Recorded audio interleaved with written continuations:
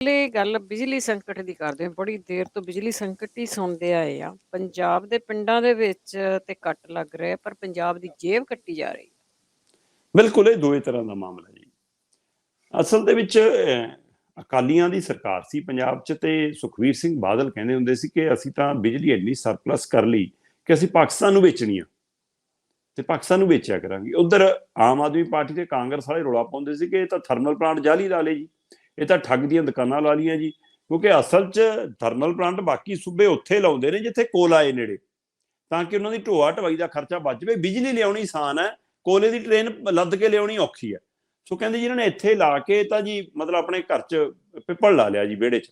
ਸੋ ਕਹਿੰਦੇ ਜੀ ਇਸ ਲਈ ਇਹ ਤਾਂ ਵੱਡਾ ਸਵਾਲ ਹੈ, ਤੇ ਉਹ ਕਹਿੰਦੇ ਅਸੀਂ ਆਉਂਦੇ ਹੀ ਬੰਦ ਕਰਾਵਾਂਗੇ। ਕਾਂਗਰਸ ਦੇ ਪੌਣੇ 5 ਸਾਲ ਕੈਪਟਨ ਦੇ ਵੀ ਲੰਘੇ, 3 ਮਹੀਨੇ ਚੰਨੀ ਦੇ ਵੀ ਲੰਘੇ, ਉਹ ਥਰਮਲ ਪਲਾਂਟ ਨਹੀਂ ਬੰਦ ਹੋਏ। ਤੇ ਇਹਨਾਂ ਦੇ ਵੀ ਆ ਗਏ, ਇਹ ਕਹਿੰਦੇ ਲਓ ਜੀ ਅਸਾਂ ਆਉਂਦੇ ਖਜ਼ਾਨਾ ਭਰ ਦੇਣਾ, ਸਾਨੂੰ ਤਾਂ ਸਾਰੇ ਫਾਰਮੂਲੇ ਆਉਂਦੇ, ਮੁਫਤ ਬਿਜਲੀ ਵੀ ਦੇ ਦੇਣੀ ਆ ਤੇ ਖਜ਼ਾਨੇ 'ਚ ਆਮਦਨ ਵੀ ਤਾਂ ਵੀ ਦੇਖਿਓ ਚੌਖੀ ਹੋਊਗੀ। ਤੇ ਹੁਣ ਕਹਿੰਦੇ ਬਿਜਲੀ ਬਚਾਉਣ ਦੇ ਲਈ ਅਸੀਂ ਦਫ਼ਤਰਾਂ ਦਾ ਟਾਈਮ ਵੀ ਬਦਲਤਾ। ਪਰ ਤਾਂ ਵੀ ਬਿਜਲੀ ਦੀ ਹਾਲਤ ਹੈ, ਜਿਹੜੇ ਕਹਿੰਦੇ ਸੀ ਸਾਡੀ ਸਰਕਾਰ ਦੇ ਰਾਜ 'ਚ ਝਪੱਕਾ ਨਹੀਂ ਮਾਰੂਗੀ ਬਿਜਲੀ, ਉਹ ਬਿਲਕੁਲ ਗੱਲ ਸੱਚ ਹੋ ਰਹੀ ਹੈ ਕਿ ਅਜੇ ਝਪੱਕਾ ਨਹੀਂ ਮਾਰਦੀ, ਕਿਉਂਕਿ 8-8 ਘੰਟੇ ਆਉਂਦੀ ਉਹ ਨਹੀਂ, ਝਪੱਕਾ ਕੀ ਮਾਰਨਾ। 8-8 ਘੰਟੇ ਪੰਜਾਬ 'ਚ ਬਿਜਲੀ ਦੇ ਕੱਟ ਲੱਗਦੇ ਨੇ। 8 ਘੰਟੇ ਵਜੇ ਬਿਜਲੀ ਆ ਵੀ ਜਾਵੇ, ਅਜੇ ਫ੍ਰਿਜ ਦਾ ਪਾਣੀ ਵੀ ਨਹੀਂ ਬੋਤਲਾਂ ਠੰਡਾ ਹੋ ਜਾਂਦਾ, ਜਾਂ ਫਿਰ ਬੰਦ ਹੋ ਜਾਂਦੀ ਹੈ ਬਿਜਲੀ। ਸੋ ਪਿੰਡਾਂ 'ਚ, ਕਸਬਿਆਂ 'ਚ, ਸ਼ਹਿਰਾਂ 'ਚ ਵੀ ਇਹੀ ਹਾਲ ਆ। ਸੋ ਆਉਣ ਵਾਲੇ ਸਮੇਂ 'ਚ ਝੋਨੇ ਦਾ ਸੀਜ਼ਨ ਖੜਾ, ਪੰਜਾਬ 'ਚ ਡਿਮਾਂਡ ਵਧਣੀ। ਪਰ ਅਪ੍ਰੈਲ ਮਹੀਨੇ 'ਚ ਪਿਛਲੇ 8 ਦਿਨਾਂ 'ਚ 1200 ਮੈਗਾਵਾਟ ਬਿਜਲੀ ਦੀ ਮੰਗ ਵਧੀ ਆ। ਮਹੀਨਾ ਰੱਖਦਾ 56% ਮਹਿੰਗੀ ਬਿਜਲੀ ਇੱਕ ਹਫ਼ਤੇ 'ਚ ਖਰੀਦਣੀ ਪੈ ਗਈ ਪੰਜਾਬ ਨੂੰ। ਹੁਣ ਬਾਹਰਲੇ ਪੂਲ 'ਚੋਂ ਅਸੀਂ ਜਦੋਂ ਬਾਹਰਲੇ ਤੋਂ ਬਿਜਲੀ ਲੈਂਦੇ ਆ ਤਾਂ ਯੂਨਿਟ ਦੇ ਹਿਸਾਬ ਨਾਲ ਲੈ ਰਹੇ ਆ। ਇਸ ਮੌਕੇ ਕਹਿੰਦੇ ਬਿਜਲੀ ਦੀ ਖਪਤ ਇਸ ਕਦਰ ਹੈ ਕਿ 12,000 14,000 ਮੈਗਾਵਾਟ ਤੱਕ ਜਾ ਸਕਦੀ ਹੈ, ਜਿਹੜੀ ਕਦੇ 8,000 ਤੱਕ ਰੁਕ ਜਾਂਦੀ ਸੀ। ਸੋ ਇਸ ਲਈ ਸਵਾਲ ਖੜਾ ਲਓ। ਮੇਰੇ ਕੋਲ ਕੁਝ ਅੰਕੜੇ ਨੇ, ਉਹ ਅੰਕੜੇ ਦੇ ਹਵਾਲੇ ਨਾਲ ਦੱਸ ਰਹੇ ਨੇ। ਕਹਿੰਦੇ ਕਿ 56% ਤੱਕ ਬਿਜਲੀ ਮਹਿੰਗੀ ਖਰੀਦਣੀ ਪਈ। ਬਾਹਰੀ ਪੂਲ ਦੇ ਵਿੱਚੋਂ 3 ਅਪ੍ਰੈਲ ਨੂੰ ਬਿਜਲੀ ਜਿਹੜੀ ਖਰੀਦੀ ਗਈ ₹3.91 ਪ੍ਰਤੀ ਯੂਨਿਟ ਦੇ ਹਿਸਾਬ ਨਾਲ ਪੰਜਾਬ ਨੇ 6.75 ਮਤਲਬ ਕਿ ਉਹ ਵੱਧ ਕੇ ₹3.91 ਯੂਨਿਟ ਵਾਲੀ ਬਿਜਲੀ ਹੁਣ ₹6.75 ਪ੍ਰਤੀ ਯੂਨਿਟ ਤੱਕ ਹੋ ਗਈ 3 ਅਪ੍ਰੈਲ ਤੋਂ ਅਗਲੇ ਹਫ਼ਤੇ 'ਚ ਆਉਂਦੇ ਆਉਂਦੇ। ਇਹ ਉਸ ਹਫ਼ਤੇ ਦੀ ਰਿਪੋਰਟ ਹੈ, ਤੇ ਅੱਜ ਦੀ ਤਰੀਕ 'ਚ ਆਉਂਦੇ ਆਉਂਦੇ ₹7.55 ਪ੍ਰਤੀ ਯੂਨਿਟ ਹੋ ਗਈ।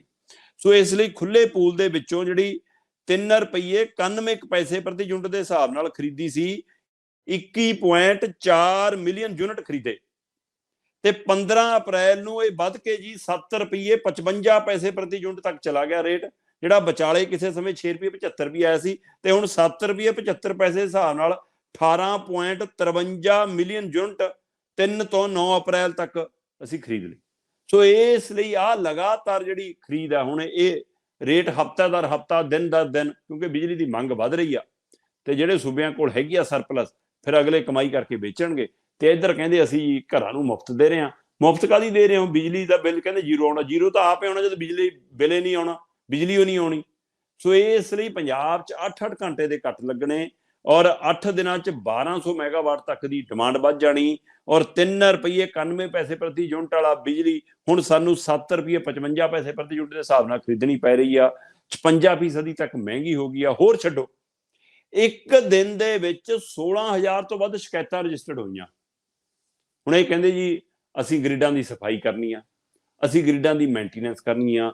ਕਹਿੰਦੇ ਜੀ ਉਹ ਕਣਕ ਦੀ ਵਾਢੀ ਚੱਲਦੀ ਹੈ, ਇਸ ਲਈ ਚੰਗਿਆਰੀ ਨਾ ਗਿਰ ਜਾਵੇ, ਇਸ ਲਈ ਜੀ ਹੁਣ ਉਹ ਕਦੇ ਮੇਨਟੇਨੈਂਸ ਦੇ ਨਾਂ ਤੇ, ਕਦੇ ਰਿਪੇਅਰ ਦੇ ਨਾਂ ਤੇ, ਕਦੇ ਸਫਾਈ ਦੇ ਨਾਂ ਤੇ, ਕਦੇ ਕਣਕ ਦੀ ਵਾਢੀ ਦੇ ਨਾਂ ਤੇ, ਇਹ ਬਹਾਨਾ ਜੀ ਕੱਟ ਲੱਗਣ ਦਾ। ਤੇ ਜਿੰਨੀ ਦੇਰ ਆਉਂਦੀ ਆ, ਜੇ 24 ਘੰਟਿਆਂ 'ਚੋਂ 4 ਘੰਟੇ ਆ ਗਈ, 6 ਘੰਟੇ ਆ ਗਈ, ਤਾਂ ਚੰਗਿਆਰੀ ਤਾਂ ਉਸ ਸਮੇਂ ਵੀ ਗਿਰ ਸਕਦੀ ਹੈ। ਸੋ ਇਸ ਲਈ ਇਹ ਬਹਾਨਾ ਤਾਂ ਨਹੀਂ। ਸੋ ਇਸ ਲਈ ਅਸਲ ਸਥਿਤੀ ਹੈ ਕਿ ਪੰਜਾਬ ਦੇ ਵਿੱਚ ਹੁਣ ਬਿਜਲੀ ਨੂੰ ਲੈ ਕੇ ਹਾਹਾਕਾਰ ਆ, ਔਰ ਅੱਗੇ ਝੋਨੇ ਦਾ ਸੀਜ਼ਨ ਜਦੋਂ ਆਉਣਾ ਤਦ ਪੀਕ ਆਵਰ ਹੁੰਦਾ ਪੰਜਾਬ 'ਚ ਬਿਜਲੀ ਸਪਲਾਈ ਦਾ।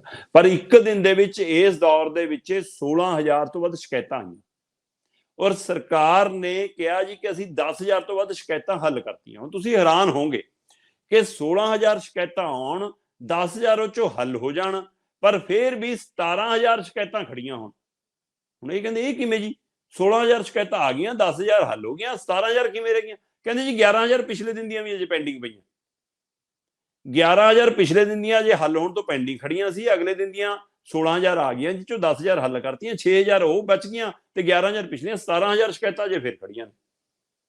ਸੋ ਇਸ ਲਈ ਇੱਕ ਇੱਕ ਦਿਨ ਚ ਇੰਨੀਆਂ ਸ਼ਿਕਾਇਤਾਂ ਆਉਣ ਲੱਗੀਆਂ ਨੇ। ਤੇ ਇਹ ਪਾਵਰਕੌਮ ਦੇ ਕੋਲ ਆਰਥਿਕ ਤੌਰ ਤੇ ਸਥਿਤੀ ਉਹਨਾਂ ਦੀ ਮਜ਼ਬੂਤ ਨਹੀਂ ਹੈ। ਬੇਸ਼ੱਕ ਪੰਜਾਬ ਸਰਕਾਰ ਨੇ ਪਿਛਲੇ ਸਾਲ ਦਾ ਬਕਾਇਆ ਉਹਨਾਂ ਨੂੰ ਅਦਾ ਕਰਕੇ ਕੁਝ ਰਾਹਤ ਦੇਣ ਦੀ ਕੋਸ਼ਿਸ਼ ਕੀਤੀ ਹੈ ਔਰ ਦਮ ਭਰਿਆ ਕਿ ਚਾਹੇ ਮਹਿੰਗੀ ਖਰੀਦਣੀ ਪਵੇ ਅਸੀਂ ਬਿਜਲੀ ਖਰੀਦਾਂਗੇ, ਸਰਕਾਰ ਕੋਸ਼ਿਸ਼ਾਂ ਕਰ ਰਹੀ ਆ। ਪਰ ਇਹਨਾਂ ਕੋਸ਼ਿਸ਼ਾਂ ਦੇ ਦਰਮਿਆਨ ਵਿਚਾਰਿਆਂ ਨੂੰ ਦਿੱਲੀ ਜਾ ਕੇ ਧਰਨੇ ਤੇ ਬੈਠਣਾ ਪੈ ਜਾਂਦਾ, ਫੁੱਟਪਾਥ ਤੇ ਬੈਠਣਾ ਪੈ ਜਾਂਦਾ। ਫਿਕਰ ਤਾਂ ਕੇਜਰੀਵਾਲ ਜੀ ਦਾ ਹੋ ਜਾਂਦਾ, ਤੇ ਜੇਕਰ ਪੰਜਾਬ ਦੇ ਮਸਲੇ ਹੱਲ ਹੋਣ ਤੇ ਫਿਰ ਤਾਂ ਛੇਤੀ ਇੱਧਰ ਨੂੰ ਨਿਬੇੜਦੇ। ਸੋ ਇਸ ਲਈ ਜ਼ਿਆਦਾ ਫਿਕਰ ਆਕਾ ਦਾ। ਤੇ ਜਦੋਂ ਆਕਾ ਦਾ ਫਿਕਰ ਹੋਊਗਾ ਤੇ ਫਿਰ ਪੰਜਾਬ ਚਾਹੇ ਨੇਰਗਰਦੀ ਚ ਰਹੇ ਤੇ ਪੰਜਾਬ ਚ ਚਾਹੇ ਪੱਖਾ ਘੁੰਮੇ ਚਾਹੇ ਨਾ ਘੁੰਮੇ। ਸੋ ਅੱਜ ਪੰਜਾਬ ਦੇ ਵਿੱਚ ਬਿਜਲੀ ਮਹਿੰਗੀ ਵੀ ਖਰੀਦਣੀ ਪੈ ਰਹੀ ਹੈ, ਜਿਹਦੇ ਨਾਲ ਸੂਬੇ ਦੀ ਜੇਬ ਕੱਟ ਹੋ ਰਹੀ ਹੈ, ਤੇ ਵੈਸੇ ਪੰਜਾਬ 'ਚ ਬਿਜਲੀ ਦੇ ਕੱਟ ਲੱਗ ਰਹੇ ਨੇ। ਜੀ, ਜੀ, ਜਦ ਆਉਂਦੀ ਨਹੀਂ ਤਾਂ ਫਿਰ ਗੱਲ ਹੀ ਹੂੰ। ਨਿਬੜ ਗਈ ਆ।